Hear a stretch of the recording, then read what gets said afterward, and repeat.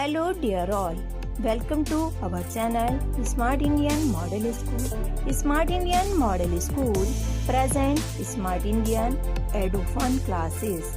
EduFun online classes includes course studies of playgroup to class 12, emotional and communication skills, happiness classes and DIY activities. Hello बच्चों, today we will start nucleus. ये हमारा last second organelle है chapter का। Nucleus को first time किसने discover किया था? Robert brown ने 1831 में डिस्क्राइब किया था इन्होंने न्यूक्लियस को। Later the material of the nucleus stained by the basic dyes was given by the name chromatin by Flemming. जो न्यूक्लियस का मटेरियल है, मतलब जो हम लोग क्रोमेटिन है, क्रोमोसोम का जो पार्ट है, वो उसको स्टेन किया था बेसिक डाई से और उसका नाम जो दिया था क्रोमेटिन, वो फ्लेमिंग ने दिया था। न्यूक्लियस क्या होता है? हमारा controlling centre of the cell का कंट्रोलिंग सेंटर होता है। एक्टिविटीज़ जितनी हो रही हैं वो कंट्रोल करता है न्यूक्लियस। अब हम कंपोनेंट्स देखते हैं न्यूक्लियस के। यहाँ हमने इंटरफेस स्टेज यूज़ की है क्योंकि जो न्यूक्लियस का फॉर्म होता है न्यूक्लियर मेम्ब्रेन, ये एज इट इज़ स्टेजेस में चेंजेस आते रहते हैं। इसलिए जब हम बात करेंगे पहले इंटरफेस की, जबकि सेल डिवाइड नहीं कर रही है। क्या होता है? न्यूक्लियर मेम्ब्रेन होता है, न्यूक्लियोप्लाज्म होता है, that is a nuclear matrix, फिर न्यूक्लियोलस प्रेजेंट होता है, क्रोमेटिन। 4 कंपोनेंट्स होते हैं हमारे न्यूक्लियस में।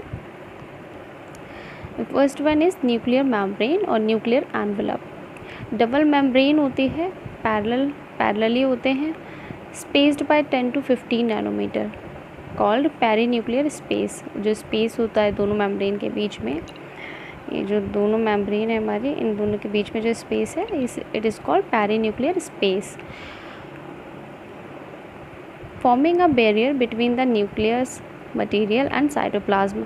ये सेपरेट करता है हमारे साइटोप्लाज्म को न्यूक्लियस मटेरियल से, मतलब क्रोमोसोम जो अंदर हमारा मटेरियल है, क्रोमोसोम, न्यूक्लियर प्लाज्म वगैरह, उसको क्या है, सेपरेट करता है साइटोप्लाज्म से। Outer membrane usually remain continuous with ER and also bears ribosomes. इसलिए हम एंडोप्लाज्मिक रेटिकुलम में पढ़ चुके हैं, जो न्यूक्लियर मेम्ब्रेन है वही कंटिन्यू करती है ईआर के साथ, और राइबोसोम्स बियरिंग होते हैं ER. At the number of places, the nuclear membrane is interrupted by minute pores.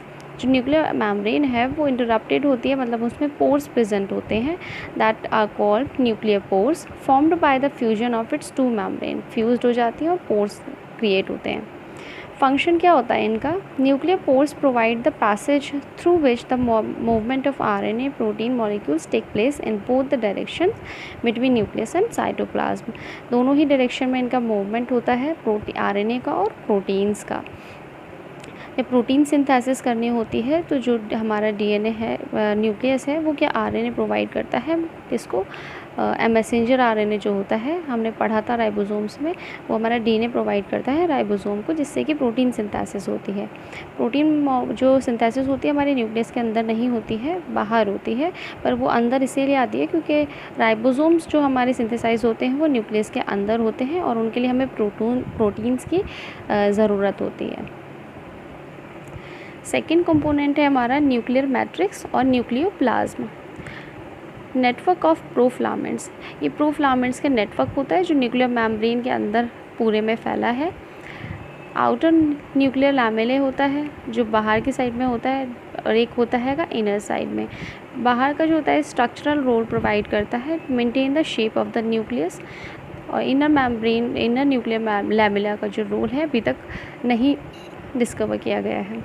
Nuclear matrix contains nucleus and chromatin. Nucleus जो मैट्रिक्स है हमारा वो न्यूक्लियस रखता है और क्रोमेटिन रखता है। न्यूक्लियस क्या होता है? आप मोस्टली जो होता है बीच में एक डेंस स्ट्रक्चर होता है, spherical structure, that is called nucleus.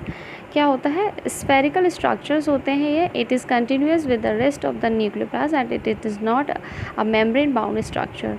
ये मेम्ब्रेन बाउंड स्ट्रक्चर नहीं है, स्फेरिकल बॉडीज़ होती हैं, प्रेजेंट कहाँ होती है, न्यूक्लियोप्लाज्म में। इनका रोल क्या होता है, site for active ribosomal RNA synthesis.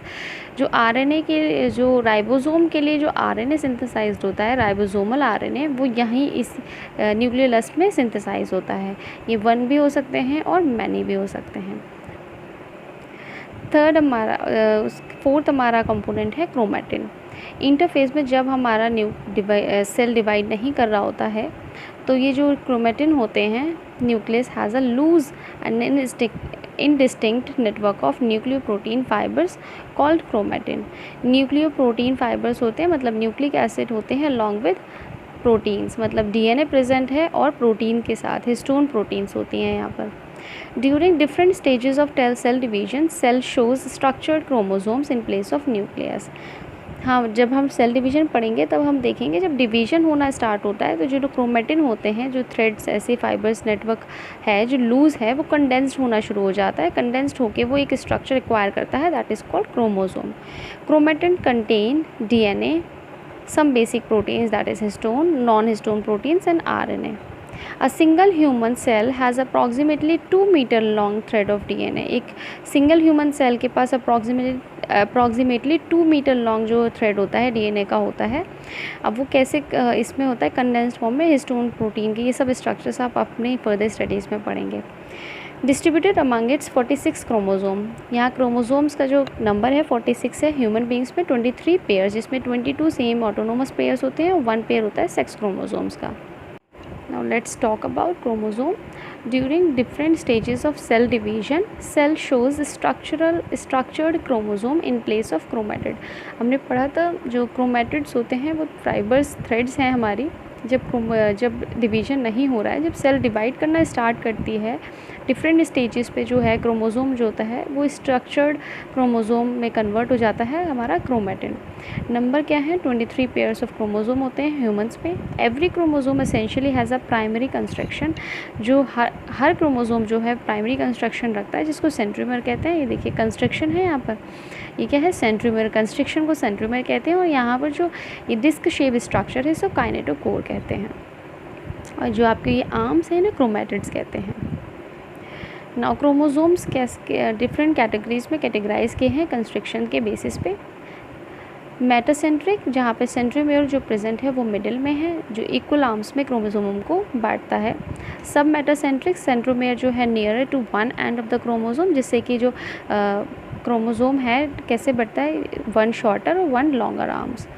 फिर है एक्रोसेंट्रिक, इसमें क्या होता है, close to the 1 end, extreme close होता है, मतलब कि यहाँ पर जो है क्लोज है 1 एंड के, पर यहाँ पर एक्सट्रीमली जो शॉर्टन कर देता है 1 आर्म को, और दूसरी तरफ की आर्म को काफ़ी लॉन्ग रह जाती हैं। सेकेंडरी कंस्ट्रक्शंस भी प्रेजेंट होती हैं जिनको हम सैटेलाइट कहते हैं।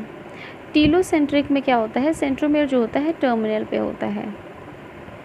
Here is our last organelle of our chapter, that is microbodies.